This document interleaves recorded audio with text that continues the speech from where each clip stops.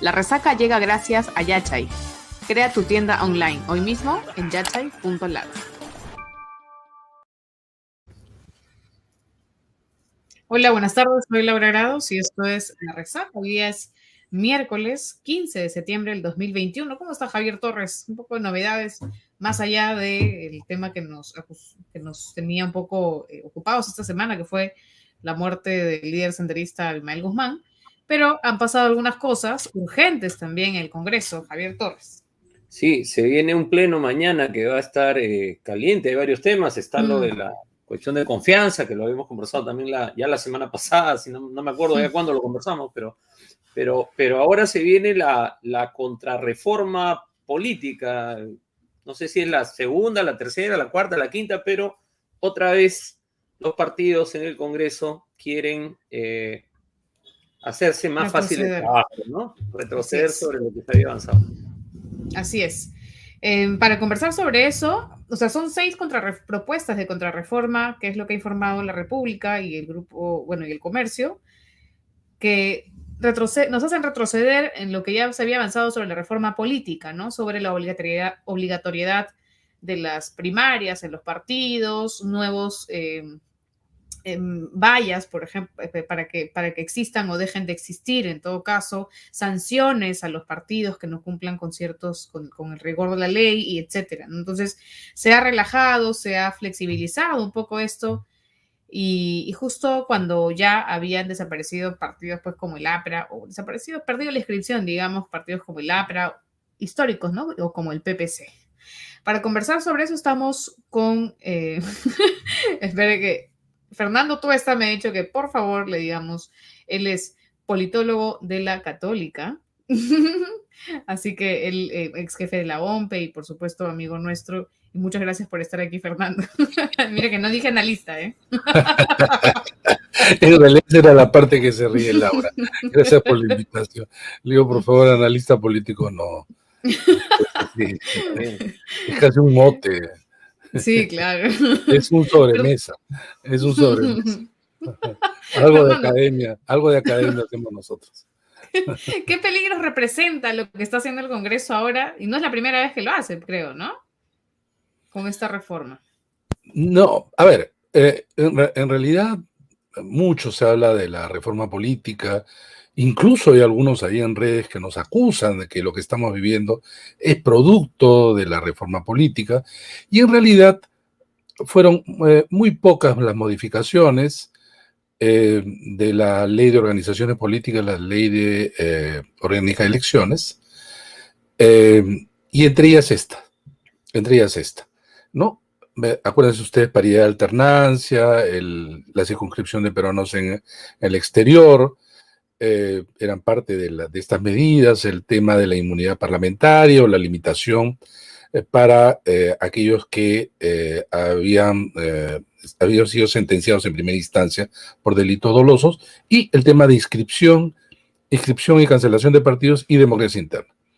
Y entonces, lo que ocurre ahora es que ya el Congreso anterior había suspendido, decían ellos, ¿no? Suspendido como quien luego lo puede pasar para después, las primarias abiertas, simultáneas y obligatorias que debían de transitar los partidos para seleccionar sus candidatos, bajo el argumento de la pandemia. Y entonces, quizá en ese momento hasta podía ser algo discutible. Pero luego de eso hemos tenido pues elecciones el 11 de abril y el 6 de junio. Y no existe ninguna evidencia en esta elección peruana, ni en ninguna elección que se han hecho este año, que la elección ha producido un rebrote, por ejemplo, de los contagios y también en consecuencia los fallecidos. Y entonces, lo que se ha hecho ahora es exactamente lo mismo. Este nuevo Congreso, sin discutir bien, porque la verdad, para empezar, hubiéramos querido que nos inviten para de alguna manera exponer esta norma que fue resultado de la propuesta de la Comisión de Alto Nivel para la Reforma Política. No nos invitaron y el debate ha sido realmente pobre. Hemos visto congresistas que no conocen de la ley, ninguna de las dos leyes, que no han leído el dictamen que ellos han aprobado, y ese dictamen es un dictamen que en realidad tiene pues como argumento eso, ¿no? La pandemia y el costo. En relación a lo primero, en mi artículo de ayer en el Diario Comercio, hago un listado ya de todas las elecciones que se han realizado este año y de los que se van a realizar. En cambio, en el dictamen de ellos colocan unos cuantos países que suspendieron la elección, pero sí se realizaron. Pero además el segundo argumento es un argumento ya mucho más fuerte. En el momento en que se iban a realizar las PASO, la gran mayoría del electorado ya estaría vacunado. Cosa que no ocurrió, por ejemplo, el 12 de abril, ¿no? Donde casi nadie estaba vacunado. Y sin embargo, no hubo rebrote. No hay evidencia que la elección produce un estímulo, un contagio, obviamente nefasto para la salud pública. He escuchado hoy día a la presidenta de la Comisión de Constitución repetir exactamente lo mismo. Es decir, que la elección produciría contagio basado en nada. Y lo segundo es el argumento del dinero. Claro, toda elección se gasta, pero si es que el argumento va a ser el dinero, mira, ¿por qué no hacemos en vez de 2 vueltas una vuelta? ¿No? Y comenzamos a modificar bajo el argumento de que reducir costo. Al final de cuentas, y creo que esto no es difícil de colegir, es que en realidad, para empezar, a los partidos nunca les gustó la reforma, no les gusta estas elecciones primarias, pero además han decidido algo que ya Laura ha señalado. Uno, al anular en realidad, dejar sin efectos para esta segunda oportunidad las primarias, han decidido que las elecciones internas de los partidos se realice bajo aquellas 2 modalidades que ya estaban en la anterior ley. 1, supuestamente un militante, un voto, y 2, a través de delegados, elecciones indirectas.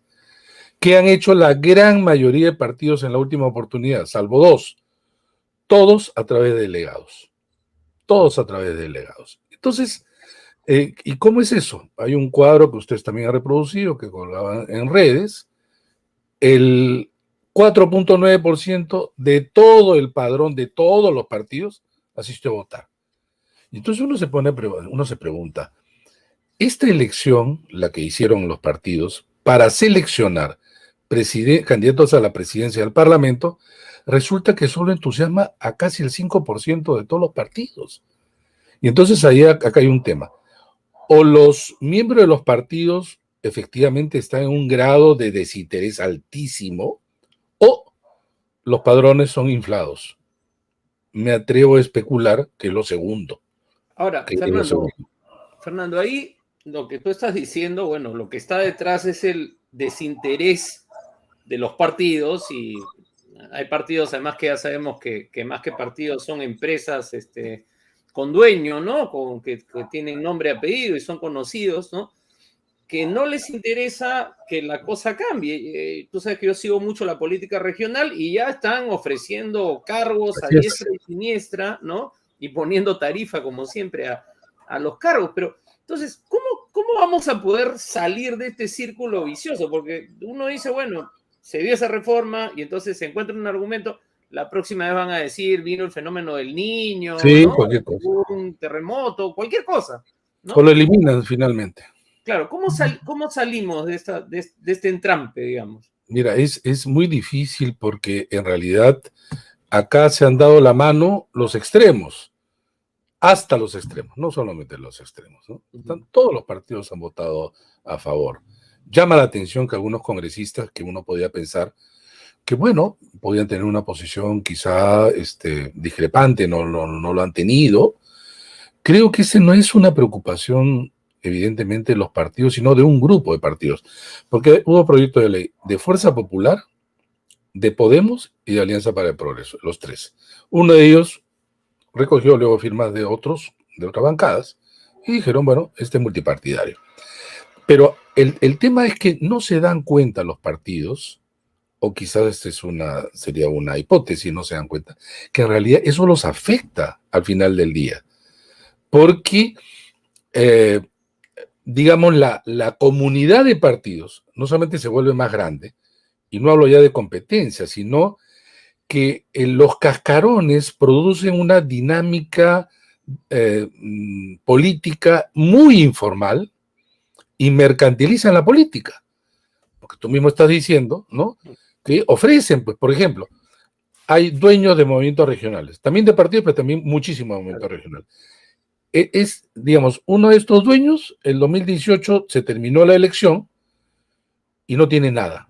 No tiene nada. Y entonces se convoca a elección, saca su inscripción de partido y lo comienza a ofertar. Y ahí viene pues la transacción, o sea, mercantilizan la política y a través de ella corrupción. Entonces, ¿esto les conviene a los partidos? No les conviene. Ahora, esa es una primera mirada. Una segunda mirada es, ¿cómo es que si no les conviene, por qué siguen esto? Porque en realidad muchos de los miembros de los partidos no son tan miembros de los partidos en las bancadas, ¿no? Sino se han reunido ahí y representan intereses locales, ¿no? Parciales, o son canales donde podrían negociarse estas cosas, ¿no? Claro, muchos se inscribieron, incluido el presidente de la República, claro, para la campaña, ¿no? Claro, mira, se llegó a registrar más o menos que el 75% de los candidatos se inscribieron en el año pasado, desde el último día hasta el año pasado, ¿no? Es un porcentaje altísimo, entonces no tienen vínculos fuertes, o partidos que realmente recogen intereses parciales, canalizan estos intereses en algunos casos mercantilistas. Entonces, no les interesa, pues, ¿no?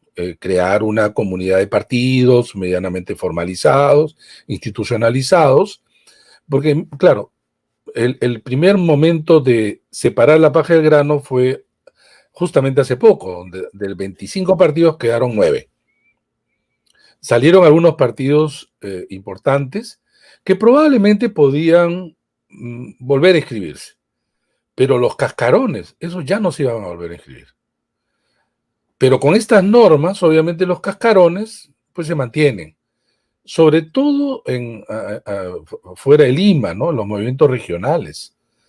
Porque entonces, como les van a quitar, o si es que se aprueba, el requisito de participación, porque nosotros habíamos colocado un mínimo, que tú tenías que participar en un mínimo regional, provincial y distrital, ahora un partido puede decir, bueno, ya para que no me quiten la inscripción, tengo que participar.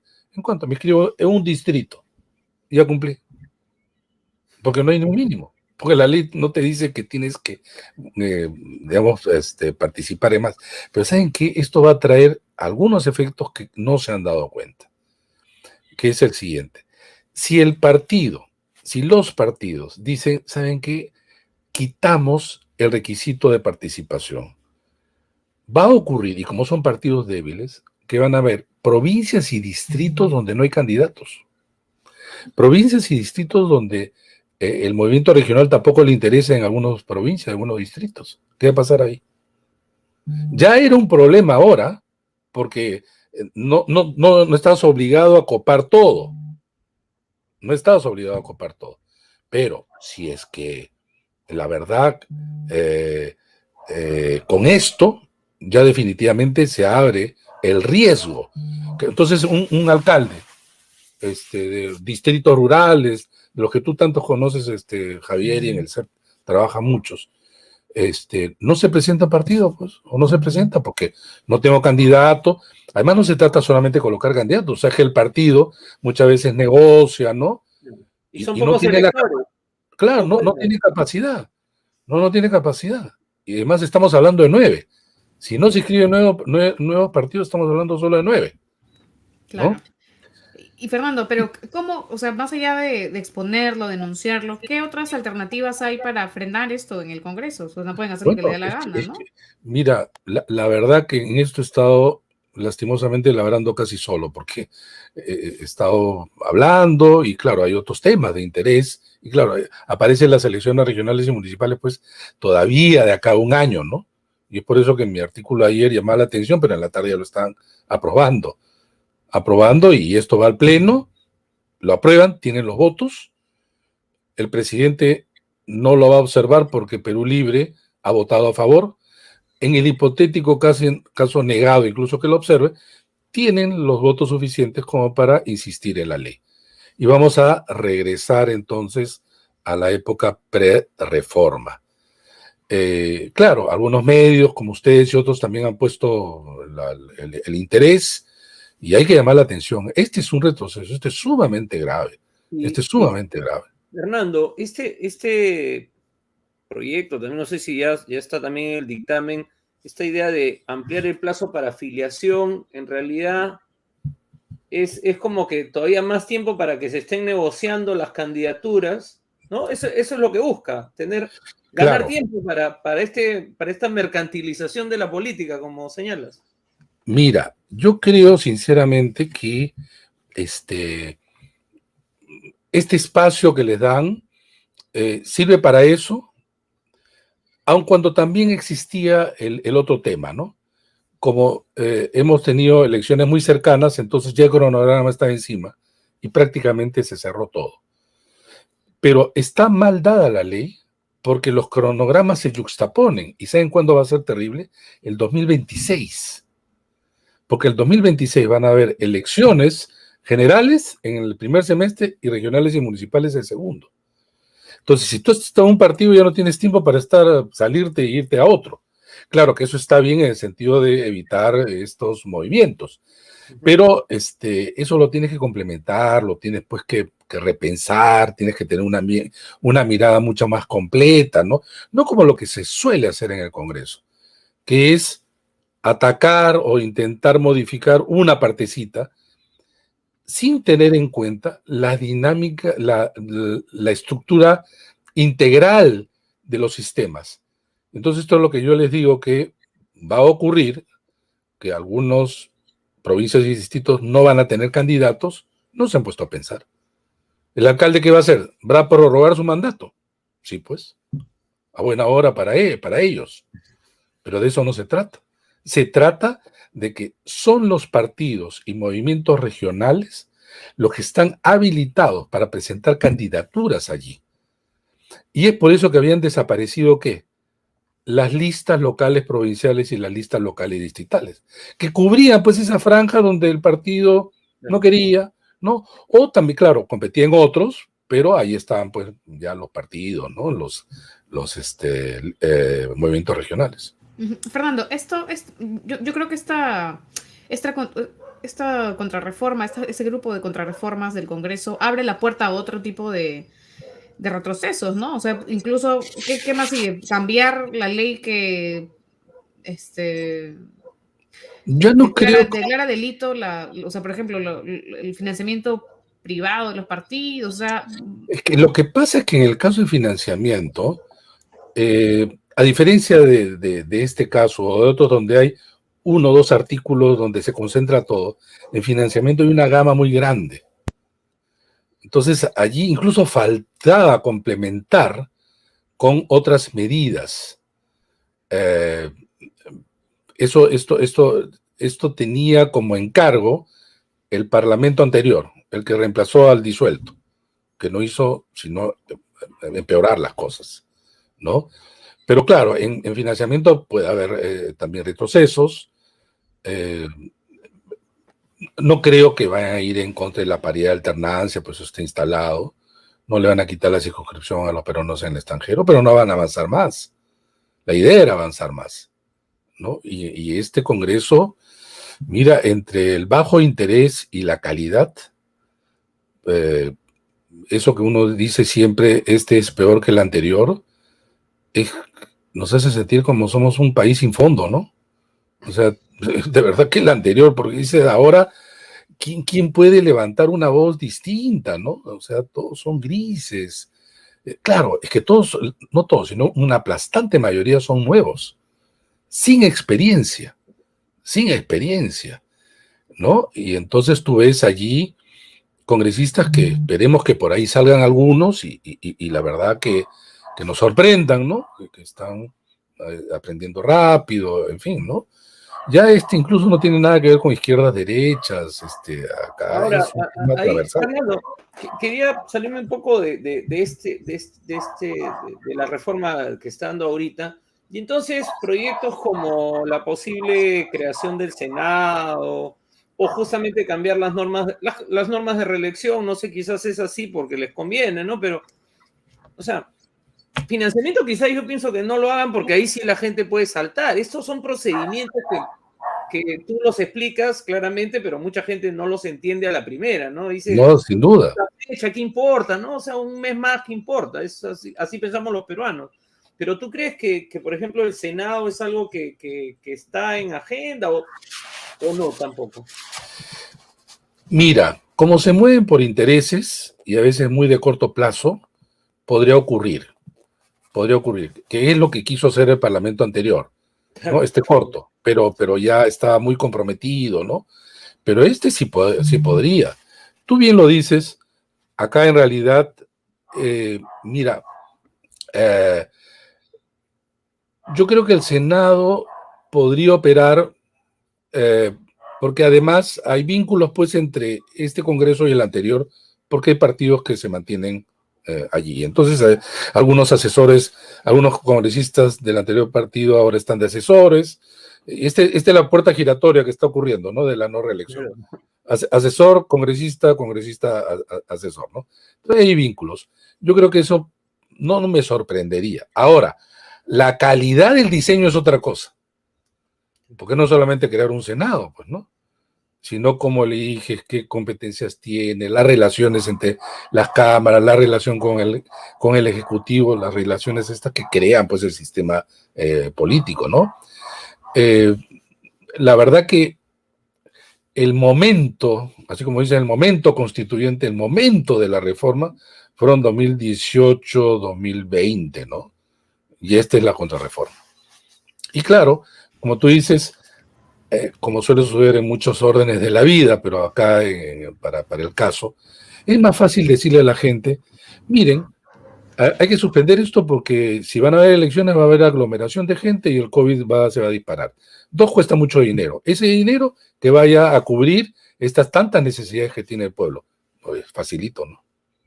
Entonces tú tienes que explicar de otra manera, requieres otros recursos, más tiempo, en fin, más difícil, ¿no? Fernando, y en el caso de los partidos que han perdido la inscripción después de las elecciones, de esas elecciones, hay un caso particular, que es el del Partido Morado, ¿no? Si bien tiene representación en el Congreso, no ha alcanzado representación a nivel nacional, digamos. ¿Cómo es ese caso y si tienen la de perder, si ya no hay nada que hacer? No, mira, el caso del Partido Morado es el caso típico de un Congreso que ni siquiera puede legislar bien. ¿A qué me refiero? La propuesta era un solo umbral. Durante años, personalmente venía escribiendo y decía que para ingresar al Congreso había dos alternativas. O conseguías, antes eran 6 congresistas, o el 5% de los votos válidos. Pero era alternativo. Por ejemplo, Perú Posible superó el 5%, pero tenía solamente 2 congresistas. El APRA superó el 5%, pero tenía 4 congresistas a lo largo de estos años. Entonces decíamos, no, mira, el partido para que ingrese al Congreso debe cumplir las 2 condiciones que le habilite a lo siguiente: ingresar al Congreso, 1. 2, tener bancada propia, y eso a partir de 5. 3, recibir financiamiento. 4, recibir el financiamiento público indirecto, que es medios de comunicación. Y mantener la inscripción. 5. ¿Qué hizo el Congreso? Separó en 2 umbrales. Para ingresar al Congreso, dice, puedes obtener 5% o 5 congresistas. El Partido Morado superó el 5%, aun cuando no consiguió 5 congresistas. Entonces ingresa al Parlamento. Pero para la inscripción era otra norma. Ahí es el I, ya no es el O, sino es el I. Y es por eso que el jurado le dice, pierde la inscripción. Entonces llegamos al absurdo, que también en su momento lo dijimos, está escrito, que es el Partido Morado, que pudo también ser Victoria Nacional, ¿eh? Si ingresaba. Que tienes un partido que tiene representación en el Congreso y la ley dice que le tienes que dar dinero a aquellos que tienen representación en el Congreso. Entonces, Partido Morado te voy a dar, pero el partido no existe. ¿A quién le vas a dar? Así de absurdo. Así de absurdo. Claro. Estas reformas o se han hecho mal porque hay un problema pues de comprensión lectora, además, una de comprensión lectora, ¿no? Otra de voluntad política. Pero muchos son pues cambios ad hoc, ¿no? Es decir, sí. Para este proceso electoral, y después vemos cómo influye en el siguiente. Entonces el sistema así no marcha, pues, ¿no? Es que son cada vez son más cortoplacistas. Cada vez más son cortoplacistas. Y además ahora, como no hay reelección, el incentivo es, yo quiero ganar ahora, porque yo no voy a poder ser reelegido. Ese es el incentivo. Seguramente muchos de los que ahora son parlamentarios, si es que no modifican la ley o la Constitución para eliminar el impedimento de reelección, en el 2006 pasarán a ser candidatos a la alcaldía, gobernadores, etcétera, ¿no? No digo todos, pero sobre todo fuera de Lima, ¿no? Entonces, nos estamos mordiendo la cola, ¿no? Es un círculo vicioso. Algunos de los que salieron del Parlamento corto van a postular seguro para alcaldes o gobernadores. Sin duda. No, del Parlamento disuelto, del Parlamento corto, de los dos. De los dos van a ir. Y eso no está prohibido, tampoco debiera de prohibirse, evidentemente. Porque también es cierto que la no reelección te limita las carreras políticas. Claro, tú quieres hacer carrera política, entonces yo voy a estar en este partido, de repente te desaparece, yo quiero seguir haciendo política, me tengo que pasar a otro, ¿no?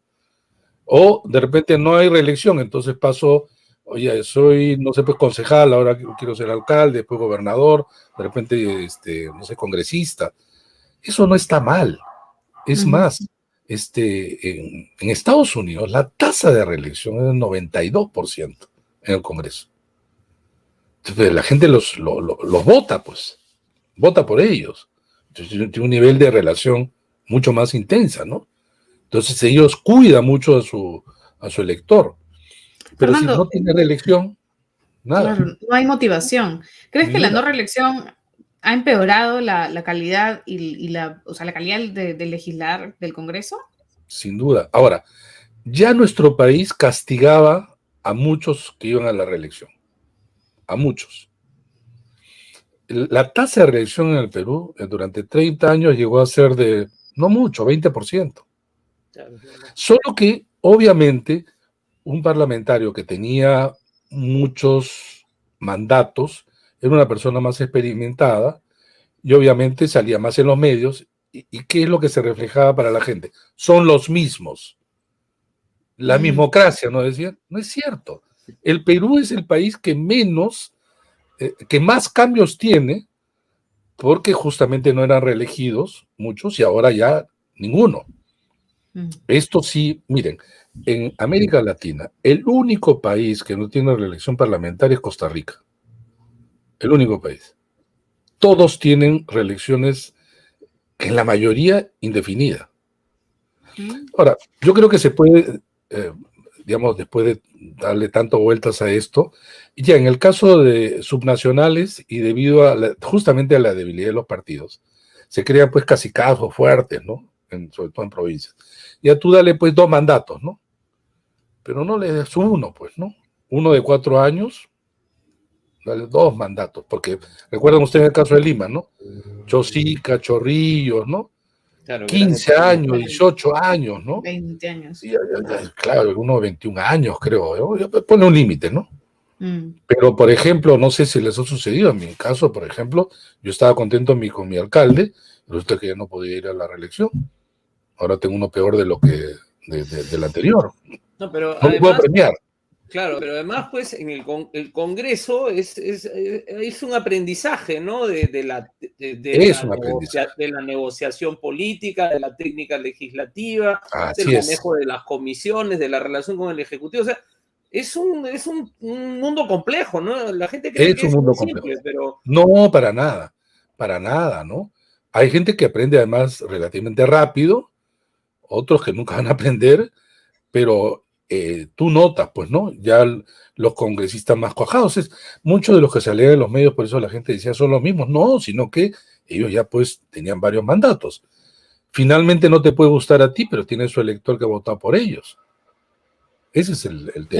Pero es impopular, ¿no? ¿Cómo Es decirle a un impopular. país que los odia, pues, ojalá que, o sea, que les permitan Sí, reelegirse, por lo menos un periodo, ¿no?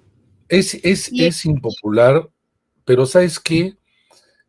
Claro, es tan impopular que la gente da una suerte de espacio, de tiempo, para que los nuevos se muestren, ¿no? Y hay una gran también frustración, porque muy pocos en realidad salen. Y además, ¿saben cuál es el tema? Incentiva mucho al aventurero. mm, Incentiva mucho al aventurero. Cuando tú juntas la no reelección, voto preferencial, cascarones que obviamente tienen solamente un dueño, bueno, ahí tienes todos los elementos de una ensalada de la calidad baja de la representación, ¿no? Una ensalada, pero una indigesta ensalada, ¿no? ujú. Y en el caso de la presidencia, Fernando, si hablamos de la reelección para congresistas, podríamos hablar también de la reelección para presidentes, ¿no? No, yo particularmente yo pienso que no. En América Latina es muy complicado. Casi no ha habido casos en que alguien en América Latina le gane al candidato presidencial reelecto. O sea, no tenemos todavía los suficientes controles para evitar que el candidato presidente, digamos, no use los recursos públicos. Es muy difícil, ¿no? Ya lo hemos visto. O sea, en la historia de Perú Leguía y después Fujimori, ¿no? Sobre todo este último.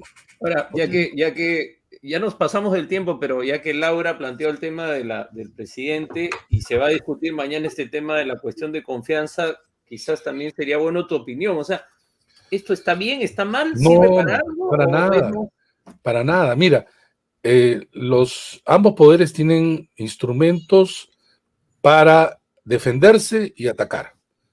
Le estás quitando a uno, nada más. Ese es lo único que estás haciendo. ¿Y por qué? Porque yo estoy en el Congreso y quiero quitarle un arma al Ejecutivo. Eso es lo que se está haciendo. Entonces, así no se discute. Y además es una falta de visión. O quizá porque como no se van a reelegir, son ellos, porque una mirada mucho más integral, yo mañana puedo estar al frente. Yo seré ejecutivo, aspiraría por lo menos, ¿no? Pero con esta mirada tú notas pues digamos, el nivel bajo, ¿no? Parcial, limitadísimo. como se dice, están pensando en la quincena y nada más, ¿no? En la quincena y nada más. Sí. Se obnubilan. Se obnubilan. Así es, Sí, muy sí. bien. Muchísimas gracias, Fernando, No, por estar gracias a aquí, ustedes. ¿Ah? por Gracias a tu ustedes. clase, básicamente. Hasta otra Gracias. oportunidad. Chao. Gracias. Chao, chao.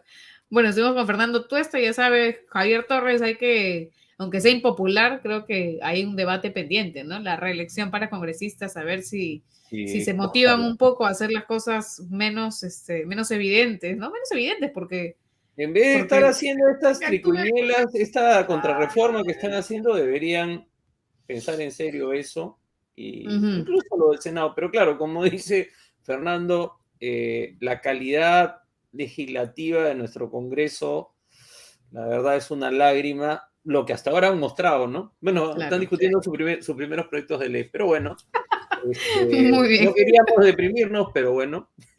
Ahí estamos. Como siempre, la depresión. Ya, vamos a cambiarle el nombre al programa. La depresión se ve.